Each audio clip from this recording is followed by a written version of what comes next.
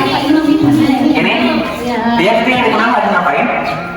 Lagi ngapain? Ada yang tahu ini yang tengah ini?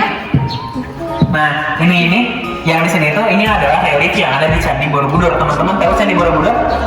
Jadi ini ininya kayak replikanya gitu ya. Replikanya relik Candi Borobudur. Yang dimana di sini di section yang ini sedang menggambarkan bagaimana pendidikan di agama Buddha di zaman dulu.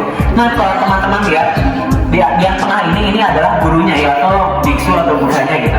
Dan yang di pinggir-pinggir ini sedang dan ini adalah para muridnya yang sedang belajar kepada gurunya yang di tengah. Nah, sistem belajar kayak gini itu mirip kayak sistem belajar yang ada di pesantren. Teman-teman tahu pesantren?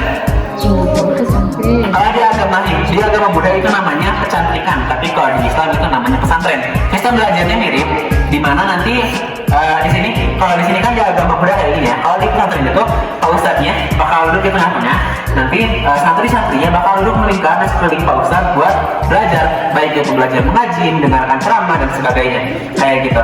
Kesamaan lain juga, di mana di agama Buddha ini, di pesantren ini mereka bakal hidup di satu rumah yang sama, kayak di asrama. Kalau di pesantren ya teman-teman, nanti kalau mau masuk pesantren bakal masuk di asrama, yang mana asramanya bakal ada kamar Pak Ustadz dan kamar anak-anak santri kayak gitu, bakal disatuin. Nah, di sini yang paling gede ini Masjid Agung di Demak, Jawa Tengah.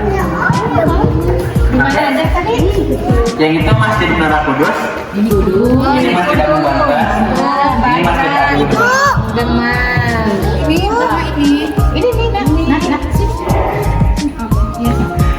Oke, kita bisa sedikit.